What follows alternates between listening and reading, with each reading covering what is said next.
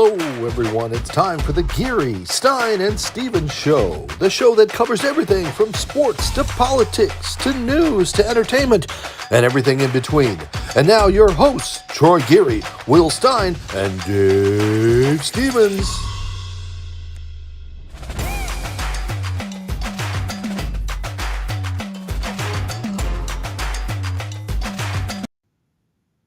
Well, welcome everybody, and welcome my live studio audience here from Norwich, Connecticut. I'm Dave Stevens, and I'm really excited. Yeah, we actually have a live studio audience today. These are my students, the veterans and families here at the Rally Point in Norwich, Connecticut. It's part of the Easter Seals Initiative to help give back and teach and give people an opportunity to learn something. So I guess I've been in media for, 40 years or so, and I'm going to help try to teach them and give them some things and tips, and they can teach me and learn how to do TikTok and Instagram and put out great content. And speaking of great content, of course, I got to bring in my co-host all the way from Duluth, Minnesota. And again, we got a wonderful live studio audience tonight. Troy, how are you doing? And let's hear for Troy, everybody. Well, I'm doing great, Dave. I'm excited for the show tonight. This guy wreaked havoc. I love a lot of quarterbacks back in the day, and I'm excited to talk to him. Yeah, and our guest tonight is, of course, a former NFL player, so I might as well bring him in. Yeah, Bill Maas is joining us tonight. He played in the NFL for a long time, longer than he probably wants to talk about, but he was an NFL lineman, played for the Kansas City Chiefs, played for Green Bay Packers, was a two-time Pro Bowler, All-Pro, all these wonderful accolades. Bill joining us tonight. Bill, where are you tonight? We're at our home down in Lake Ozarks, Missouri. That's a good TV show. Is that anything like the TV show going on down there? Probably at one time, but not now. It's it's a resort atmosphere now. Well, Bill, we're going to talk about your NFL career and what a great NFL career it was, getting started early. I mean, tell us about what that was like to play in the NFL before we had all these rule changes and kickoff return changes and things like that. I mean, tell us a little bit about your memories from when you were in the NFL. You know, it's getting harder every day with the memory part of it, Dave. But the game has changed dramatically in so many aspects through collective bargaining agreements when the players' contracts come up with the union and the owners, to the salaries, to the times allowed to practice, to the rules on the field to change the course of the game offensively. And by no means am I saying, hey, it was better back in my day. I love watching the NFL now, but it's changed dramatically on how they go about doing things, primarily offensively. What they do offensively right now started when they put the 20-hour rule into the NCAA, right? So college coaches used to be able to get their players in there and practice the heck out of them all day long. You'd have an hour of individual period honing the skills of becoming a better position player, before practice ever began. And then they would have practice after the hour individual period. Well, when the 20-hour rule came in the NCAA, that went away. And so then all of a sudden, if you remember, on the sidelines, they were holding up signs like Mickey Mouse, Donald Duck, and all these different signs. And those were plays because they just had to install. That's all they could do was install plays during those 20 hours of practice, meetings, weightlifting, and training room activity. Well, that worked its way into the NFL on the last collective bargaining agreement. You can only have that many hours of practice during the week. So every NFL practice cannot be longer than 2 hours and has to be taped and turned into the NFL every single day. So you can imagine how that minimizes what you can teach and what you can practice. And the running backs are no longer, the fullbacks are no longer, run blocking is no longer. The only way you get good at run blocking is to line up and run block, right? They can't do that anymore because they don't have padded practices. in the last agreement, there's only 14 days of padded practices allowed through the entire season, right? And it's 17 weeks. So you can't line up and practice and do things. So in essence, when I can shorten that up and just say, what happened with the NCAA has now transformed to what we're watching in the NFL. And that's the game I'm watching now. And it's completely different than when I played, but it's still fun as heck to watch. I'm sorry to take you back, but I want to talk about that University of Pittsburgh teams that you're on. I mean, you had a lot of Hall of Famers on that team: Dan Marino, Mark May, Chris Dolman, to name a few. What was it like practicing with those guys every day, and how much fun was that? It's funny. We go there, we're 18, 19 years old, and we're all there. And we just had a great chemistry of players. We had unbelievable athletes, and we didn't even know it. Like I said, we're kids. We're 18, 19, and this is a great place. Love this place. Love Jackie Sherrill. He's got us together. And, there's a slew of Hall of Famers there. Russ Grimm, Jimbo Covert, Chris Dolman, Hugh Green, Ricky Jackson. My gosh, the guys, all 22, all 11 starters on both sides of the ball went pro. And we went there and we're 18, 19 years old. And it was an amazing time. We never got a national championship, and that hurts us, and it hurts our coach to this day. But it's unbelievable. Really, it is. It's unbelievable. We all stay in touch, like on a group text message with all the guys to this day. It's not the pro players that we're talking to, and it's that group of guys. We're all on a group text message, and when it starts going, and it's pretty funny. And Coach Sherrill is a part of that. Well, I got to ask you, your college successes obviously were amazing, but you had some good times in the NFL, especially early on. I mean, let's take a look at some of the things that you did on the field, sacking a guy like Jim Kelly. And I mean, talk a little bit about the early years when you were really making a mark in the NFL. Yeah. So I got NFL Defensive Rookie of the Year, my first year. And I think I was at a banquet or something, or a wedding or something back in Pittsburgh, when I got a telegram. Yeah, that's correct. A telegram that said that I won Defensive Rookie of the Year. And of course, I didn't get anything for it back in those days, and it's a big deal now. And then 2 years after that, we went to the playoffs in 1986. And our defense was really dominant, and our special teams was really dominant. And that was the backbone of that team. And we got to the playoffs for the first time in 15 years. I got all pro. I was first team all NFL. And then I got another Pro Bowl the year after that. And then the year after that, I had a knee injury. It was a medial collateral. It wasn't anterior cruciate. It wasn't a big one, but it took me out for 8 games. So I had a slowdown period then. And then we changed coaches, and we kept changing coaches. And Marty Schottenheimer finally landed with us in 1989. And I was the one that lobbied Carl Peterson when he was hired. I'm like, Carl, if you don't hire this guy, and he's the best available coach out there, and he taught me more about football than I knew about football.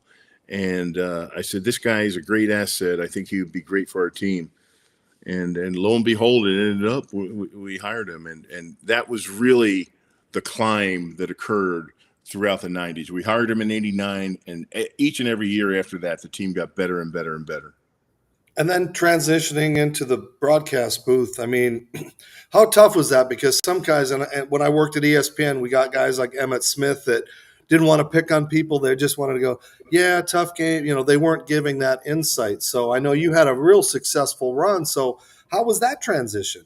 Well, it was – so when I was playing, I did some local radio shows Mondays and Fridays, early morning.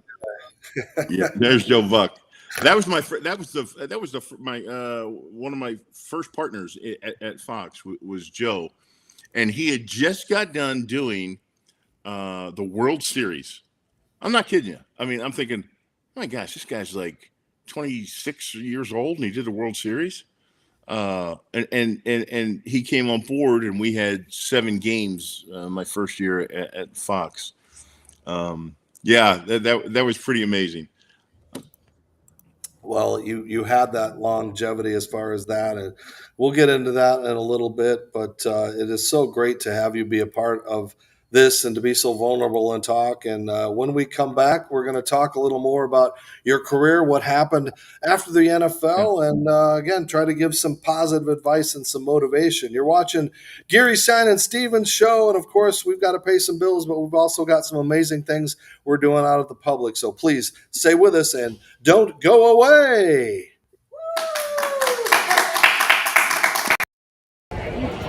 Hi again, everybody. Dave Stevens sitting here at the home of the Hudson Valley Renegades, part of our D3 Day family over the years. And, you know, we put on some amazing camps in Florida, Connecticut, and, of course, in New York. And we're continuing to do that, but we need your help and your support. For more information, visit d3day.com or pullingeachatheralong.com. You can support us, donate us, check out our merchandise, and help us out. So continue to be a fan of our D3 Day camps, and we'll see you on the road.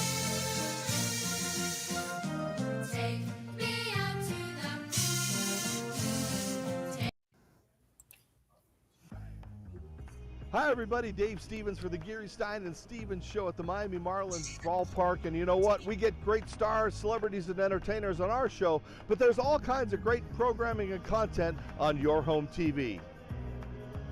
Your Home TV is a free on-demand streaming service reaching global audiences. They feature family-friendly programs with a vast selection of topics and interests. Their platform ideally matches content producers, leading viewers, smart device precision, and immersive HD experiences, plus ease of transaction solutions for everyone. Plus, they've got great shows and content like A Moment of Zen, Financial Freedom, the Retirement Halftime Show, and Make It Happen. And they have all kinds of travel shows, food shows, great programming, and great content. So, for more information, go to yourhometv.com. Check out the Geary, Stein Stevens Show and all of the other great shows. yourhometv.com. Tell them Dave sent you.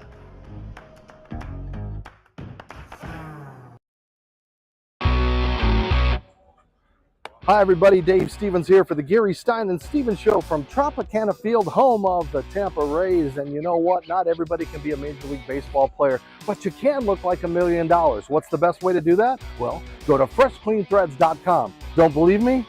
That's right, you can look professional, feel good, and not spend a lot of money by wearing Fresh Clean Threads. They have amazing shirts. They've got Henleys and polos, long sleeves, and even bomber jackets. And if you like them, you can save some money by typing in the show code GSS Show from the Geary, Stein Stevens Show to save 20% off. So if you can't be a major leaguer and you want to dress like one, well, go to freshcleanthreads.com. That's freshcleanthreads.com. Tell them Dave sent you. Use that code GSS Show.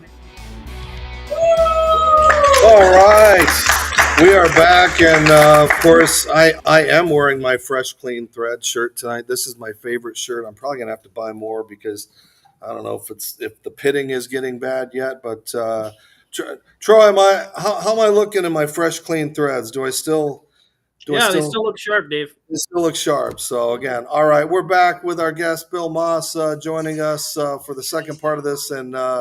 Bill, I know you had some struggles, some ups and downs, and we really do appreciate you talking a little bit about it. Kind of tell us what happened that kind of ended up taking you away from the broadcast booth and changing your life, but then now how you were able to recover and overcome it. Yeah, so, life does have its ups and downs. And I was in a marriage that was torn apart, went through some issues with divorce, with my children. It was nothing I would wish upon anybody. It took away everything, every bit of my part of my day, my time, my feelings, my emotions, and it affected what I was doing. There was alcohol and drugs involved, and I was just beside myself. And the great part of it is there's well, the NFL frowned upon that, by the way, and the great part of it is that where I'm at now with my children is, I never thought I would see this time that they would be telling me they understand. Dad, we know. They understand what I went through. They understand the manipulation. They understand, and the courts never understood any of that. And it was a real tough time to go through. And for anybody that's been through that process and felt that they were wronged by the courts or mediation or all the things that go along with that, that's a tough thing to rip apart. And when you're there, if I'm 10 minutes early, I feel like I'm late to any meeting. And anytime I had to go pick up my kids or meet them or deliver them or whatever it was, I was there. And the vice versa transaction was nobody else was there. I mean, sometimes I waited 2 hours or 3 hours or didn't know what to do. And there was just, it was so tough. And I just wanted to do the right things for my kids. And there were so many times I thought, why am I even trying? Why don't I just give up? Why would I even, I'm up against a court system that favorable towards whatever a mother says. I'm paying, I'm struggling. I don't get to, and I know it's all wrong. And I know what's right. I believe I know what's right. My parents raised me. I know what it takes. And so to go through that was very strenuous. But again, by the grace of God and blessings, I'm just saying and telling you, don't give up. Don't give up on anything. It took me years. And now where I'm at with my children and their love for me, because now I'm a grandfather. I'm with their kids all the time, and I'm with them, and they understand, and they go through the same issues with the other half that I battled and they battle continuously now. So, yeah, that's it. Bill, how do you deal with, and we've all gone through our struggles, but you had to go through them publicly, the embarrassment of that, the fraternity of your football brothers and things like that. Like, how do you go from the lowest of lows to get to the point of where you are today? Because there's not a lot of success stories like yours. You did it. You beat that. You've come back. So how did you get from point A to point B, to be who you are today? I never changed. I was always me. Public perception didn't change who I am. It hurt. It was devastating, and it's a blow. And everybody's going to have their opinion, but it never changed who I am. I know who I am. I knew who forever. I mean, I know how I was raised. I know who I am. I know what I believe. I know, what I believe in and who I believe in. And that's never wavered. So social media, public opinion, media, all those things can be so devastating. And look, I mean, I think we've all seen that everybody can get attacked from any angles, especially in today's day and age. You just have to understand and know who you are. And if you know who you are and you abide by that and you live by that every single day with you, your wife, your kids, your dogs, and your close friends, right? I mean, that's what you do every single day. It's every day you it's repetitive. You get up and you do the same thing, the same beliefs, the same work ethic. That doesn't go away. So that's never changed. The attacks you can deal with, and they weren't fun. They weren't enjoyable by any means. I mean, they were devastating. They were financially hurtful, all those things. But it's just who you are day in and day out. And that's what you have to live on. That's what you have to be. And I'm good with that. And my family's good with that. And I am. It's cool. I want to take you back to draft day. The draft was just in Kansas City a couple of months ago. We were there. At 4, Philadelphia was there, and also at 6, the Chargers. Did you expect to get a phone call from Lamar Hunt and the Chiefs at 5? No, at 100% not. So my hometown was Philadelphia, and I went across the state to play at the University of Pittsburgh, which was 4 hours away, but totally different climates. Philly and Pittsburgh are just different. And so I was enthralled. I mean, just enthralled into being a Pittsburgher. I mean, that's at that time I was a Pittsburgher. I just loved Pittsburgh and everything about it. Of course, it didn't hurt that the Steelers won 4 Super Bowls and the Pirates just got off a couple World Series championships. But it was fun. And I saw some of that in Philadelphia too, with the Sixers and the Flyers. In 1980, the Eagles went to a Super Bowl, but there was something about Pittsburgh that I just really took to, and what it was the work ethic of the Steel City, and that was me. That's who I was. I'm going to work. I'm going to show up. I'm going to give you everything I have every day. Kind of a blue collar type guy, and here, the Eagles told me, we're taking you number 4 overall. I'm like, wow, I'm going to go back to Philadelphia and play in front of my hometown. That would be awesome. Probably a lot of pressure, but that'd be awesome. Then the Chargers told me, we're taking you 6. We have the 6th pick. We're taking you. I'm like, I'm going to either be back in my hometown or I'm going to be in the beach, which isn't bad either, right? Out in California.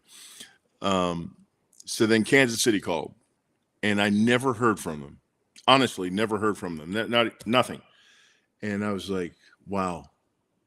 And what an honor it was to play and get drafted where I should have been, in a town similar to Pittsburgh, the Midwest, and work ethic and good people, good families. Yeah, I really enjoyed it. And the Hunt family, Lamar, rest his soul, and now the late Norma Hunt, who just passed away. They were he would come in the locker room and come over. One time he came in, he had a sling on his arm, and he came over. He sat down in my locker and we're talking. I said, Lamar, what happened? And he goes, I was outside raking the leaves and I fell. And I said, Lamar, what the hell are you doing raking your leaves? Right? I mean, Lamar Hunt. And, it's just that kind of attitude that he had about him and who he was and the way he went about things. And it was just an honor to play for his family. And speaking of attitude, I mean, you in your day, you were known for giving a good soundbite. Now, I'm hoping our equipment's working because I work hard to find little tidbits of our guests to not embarrass them, but bring out a different side of them. So I'm going to play this. I hope it works out because it's a legendary bite about a legendary player. All week long, it's Bo Jackson. It's more or less, come watch Bo Jackson run all over the Chiefs. And if you make a nice sign, we'll give you a bunch of money. It was pretty depressing, really. And it was an incentive for the team, I think, to say that we stand for a little bit more than have people come out there and laugh at us. So I take it you weren't a big Bo Jackson fan at the time. So here I got to tell you, I hope that soundbite went across with your group here. No, And yes, so I got to know Bo. We would go to the Buckmasters Classic down in Alabama, and we'd hunt together yearly. It was in January. We just got done playing. He didn't go to baseball camp yet, and he was done with the Raiders. And we would have competitions. I beat him in bow and arrow, actually. But I loved him. But the media took this thing, he's coming into Arrowhead Stadium, and he's playing here with the Raiders. And I'm in his book. He wrote about it. I hit him pretty damn good, and he said it was the hardest he ever got hit. In Bo Knows Bo. And he does. You can look it up. I'm in there.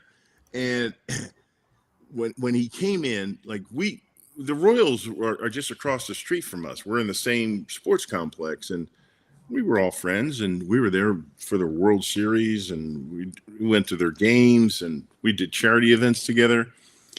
And I guess I really didn't understand it, but when the Raiders came to town, which was like our biggest rival in the AFC West at the time, all the Raiders players went over on the sidelines for Bo Jackson. And now looking back, I'm like, well, he was their teammate. There's nothing wrong with that. But at that time, we were really offended, and we were upset, right? So we went out there and spanked them.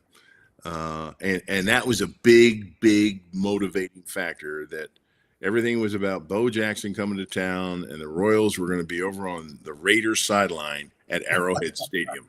Well, we took it personally. I have a few questions left to ask you, but I just want to ask you about a couple of people, and if you got a quick story. I know you brought up Marty Schottenheimer earlier. And for those that don't know, he just passed away not too long ago. What kind of excitement did he bring to the building, and did the defense embrace Marty Ball? So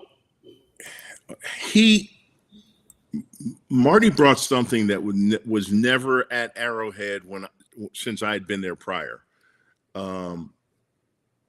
Everybody on the team, all 53 players, knew exactly what they were supposed to do at every given moment of a game.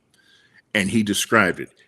Other coaches would tell you, on this play, you do this. On this play, you do that. On this play, you did. But they never described what it is you're doing and why you're doing it and how it affects everybody else, offensively, defensively, and special teams.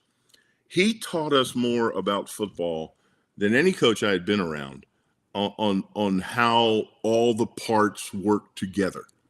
And so even on Saturday morning, we'd run through stuff on walkthrough.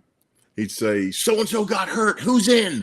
And if you weren't in, if you didn't run up, you got fined. Like, everybody had to know the backup positions and who goes where and what happens if something happens. And he just made it so much of a mental aspect of the game he brought to it for us, how it all 22 players, how everything works in unison. And that to me and everybody else at that time for the Chiefs was really something special.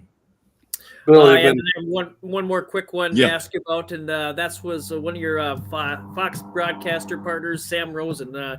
Just give us a quick story about the great Sam Rosen.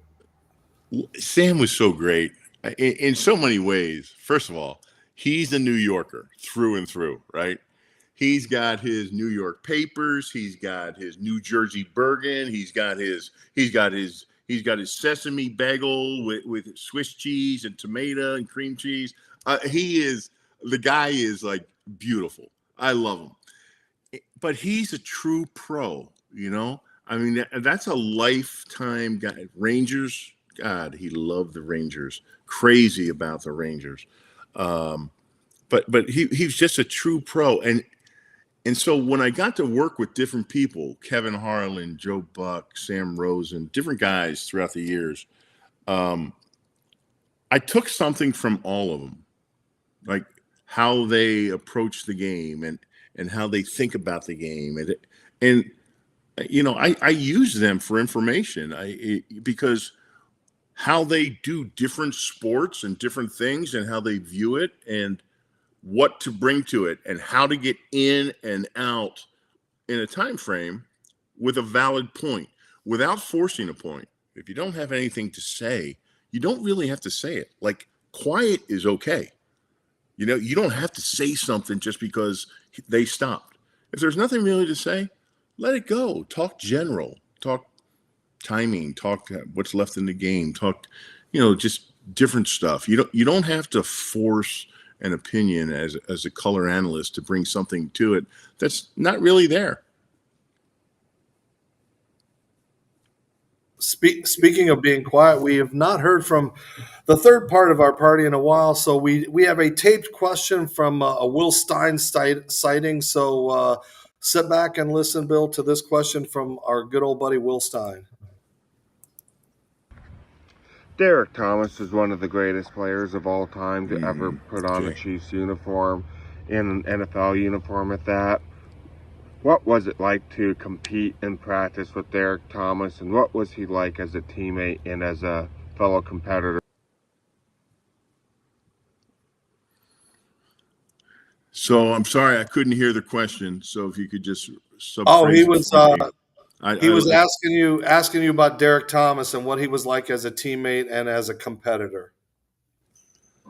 So I got the opportunity to play with some great people, and if you ever get successful, you better look at the people around you that helped you get successful. And I had it from the get-go.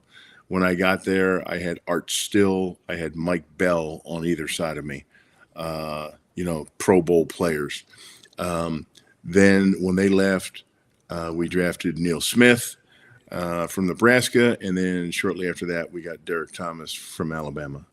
And so my success continued, and theirs was even greater. I love Derek. Everybody loved Derek. He was an amazing kind of guy. Like, I was somebody that always had to work, and I'm going to give you everything I got. Bring my hard hat and lunch pail and show up on Sundays and work. Derek Thomas had that ability. Like, he'd be late to practice. He would be late to meetings. Marty would find him all the time. But on Sunday, man, look out. I mean, it was just, he might have been, one of those guys that looked up to a guy like Lawrence Taylor. Same kind of deal. They just had the ability, the athletic ability and the speed. They'll beat you. They know they're going to beat you. I didn't know. There was very few times I knew I was going to beat somebody and work them. Very few. I knew I was going to be in for a long day, and I'd battle and hopes to come out on top. But Derek had the ability, and he knew he had the ability to turn it on at the flip of a switch, and he did. But he was so much fun and so energetic and so personable, and he worked so hard in the community to leave a legacy. And they still have his third and long foundation in Kansas City with Derek Thomas and Neil Smith, and Neil does a good job of continuing that for him. But it's fantastic. I love him. I love 58. Everybody loves 58. I mean, they had a funeral for him at Arrowhead Stadium, and I think the whole city showed up.